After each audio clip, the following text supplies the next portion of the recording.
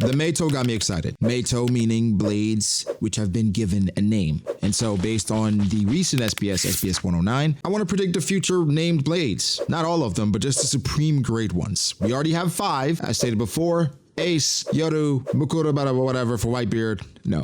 Murakumogiri, Shodai Kitetsu, and now we have Yakuza Kaisen. Now for the Meito, it's always a very interesting conversation considering the people that are involved, the blades that are involved, and just the lore around it. Before predicting the other 7, I have a few thoughts I want to explore in regards to some of the Meito and how the story may play out, because we have 7 left that we don't know the grades for, or that we don't know what they are, who has them. There are currently several characters where their blades or their Meito are ungraded. But something I want to point out really quickly, Meito are not just blades, okay? Majority of them fall under this term, but non-bladed melee weapons can be Meito as well, right? So this was something I always figured, because in the anime they showed a bow and arrow, they showed a club, they showed an axe, which an axe is a blade. But I was like, okay, a Meito doesn't necessarily have to be a blade. What definitely reaffirmed it for me was the Road to Laugh Tale Volume 2, Chapter 4, where they talk about Meito, right? They had this whole page, this whole panel, this whole spread talking about the blades in the Meito, and they listed Kaido's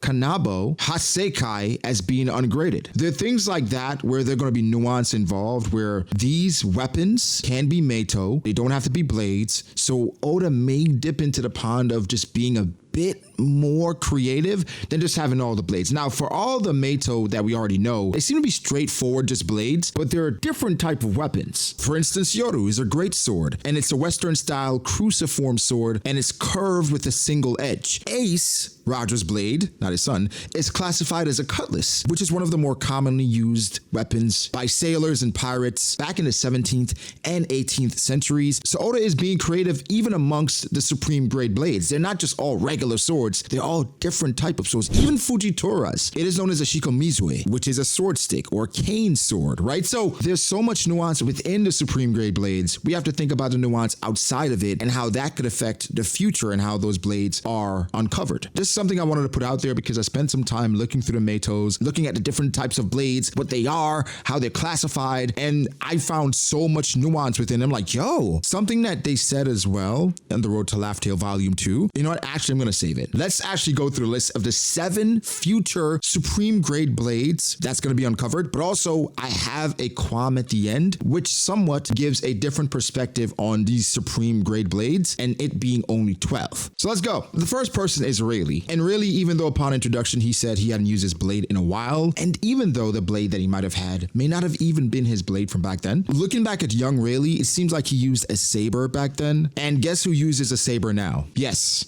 red-haired Shanks. So scratch Rayleigh off, or rather, let's combine Rayleigh and Shanks, because I'm going to say the supreme grade blade that Rayleigh was using is currently the blade that Shanks is using now, Griffin. Griffin is currently unranked, so it's not that crazy to believe that a Yonko of the Seas is using a named blade that is ranked, right? So it is unranked for a reason. Oda is clearly saving it. That was a twist at the beginning. I think Shanks is currently using Rayleigh's old blade. For a while, the speculation was that Shanks was using Roger's old blade.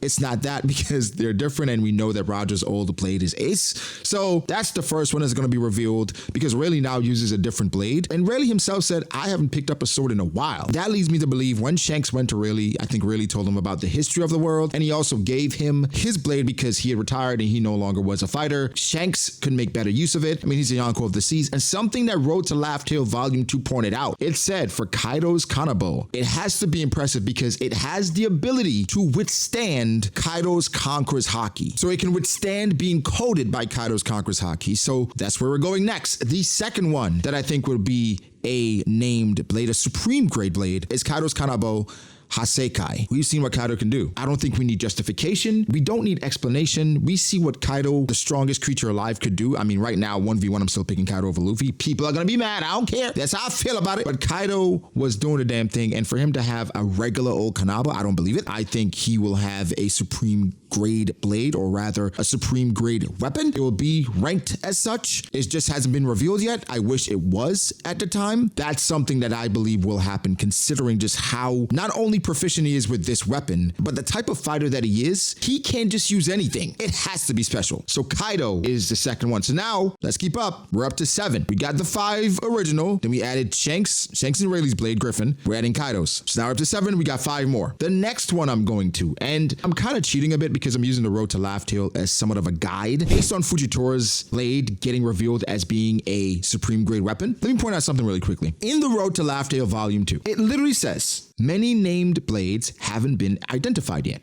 including the ones used by Dark King Rayleigh and Admiral Fujitora. It literally says that. So more than likely, wherever or whatever Rayleigh's blade is, I think it is guaranteed to be supreme grade blade. And of course, Fujitora's is confirmed. And I think there's a conversation to be had at some point about these individuals who will have these supreme grade blades, because I think it tells us a little bit. You know, we're not gonna have the conversation now, but it tells us a little bit. But now, that's 7. We need 5 more. The next person I'm going to, and this might be a bit of a shocker. This takes out 2 of them. So we jump immediately from 7 to 9, right? 8 and 9. And that's Shiki, boys and girls, Oto and Kogarashi. Now, both of these blades, they were his original blades, and now he uses them as legs.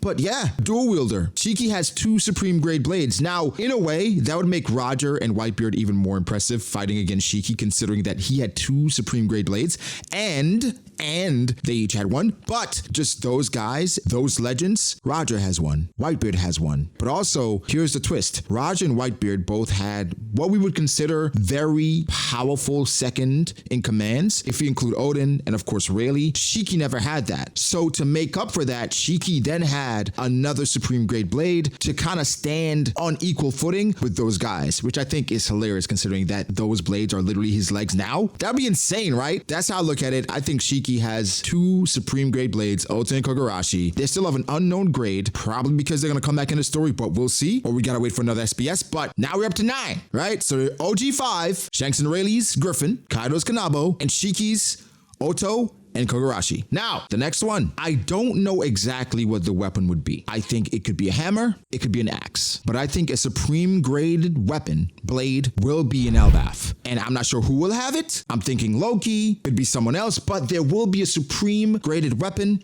in Elbaf. They have the strongest army in the verse. That's been stated. I would believe, especially considering the lore, somebody in Elbaf will have a weapon. And we think about it all the time. Thor's hammer, all this different stuff. Why not have one of those blades up there? I don't say up there, but in Elbaf. In the land of the giants, a storied history, so prevalent in the One Piece world and how it's going to play out. So I think somebody up there will have a supreme graded weapon. So now, what's that? We're up to 10. So we have 2 more. Now, with these 2, I was going to do a thing where I trolled a little bit just because he was on the Road to Laugh Tale image next to Shiki and Shanks, and that's Katakuri with Mole. If Katakuri has Mole and Mole is a supreme graded weapon, that means Katakuri is going to be a Yonko. So because of my bias, I'm leaving Katakuri out of this one because of my bias. However, I think there is reason I can justify Mole being a supreme graded weapon, but we're going to leave Katakuri out for now. But Mole is a candidate. I'm going to say Shiryu. The only thing we have to go off of is what we've been going off of for the last 15 years with Shiryu. He's Blackbeard's right hand. He's going to be fighting Zoro. He's going to be one of these upper echelon guys. Why not give him a supreme graded weapon? Either it's already his or he acquires it, but Shiryu should have one of those blades. I think it just makes sense, and I think it would be a good test for Zoro as well, fighting against another supreme grade blade before fighting against another one in Nosjuro, before fighting against another one in Yoru. So I just think Shiryu makes a lot of sense. Now, that's 11. There's one more. So we're using the Road to Laugh Tale a lot. They focus so much on the named blades and the Matos. And I'm using the names that they brought up, and this would be out of left field. I don't know if I believe this, but I'm like,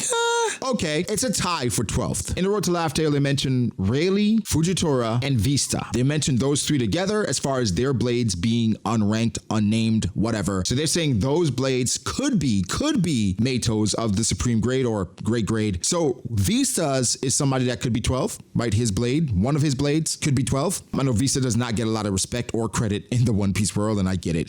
because he hasn't done much other than install Mihawk, but joke. But the other one, which I think it would be kind of out of left field, but the SBS made me think about it again. What about a bow and arrow, or really a bow? Where would be in Amazon Lily, where they have some of the strongest women using bow and arrows, hockey arrows in the verse. It'd be a nice change of pace considering we have the blades, we have the kanabo, we have all these different types of blades. A bow and arrow from Amazon Lily, maybe owned by the former Empress Toritoma. Something to consider, just something Oda could just throw a wrinkle in there. I can't forget about the anime showing a bow and arrow when they talked about the Supreme Grade Blade. So that's where I am with it, guys. Give me your thoughts. Let me know if you have any different names you can think of. I thought about some of the top tiers in the verse. I thought about Rocks, and if he had a weapon, he could have had one. But I'm just going off of the top tiers because those are the people that typically wield these types of weapons. It just is what it is. That's just what happens. Give me your thoughts. Let me know what you think. Any names you have that you disagree with? Anything you disagree with, put it down below. But if you agree as well, let me know. Don't just shit on me. Give me some props as well if you're messing with it, okay? So yeah, this is fun. This is a lot of fun. I mean, the research was fun as well because like, oh crap, it's a lot more nuanced than I thought. Maybe the next video we talk about the different types of blades in One Piece, just not the Meito, because we talked about a cutlass, we talk about the great sword, we talk about the cane blade. So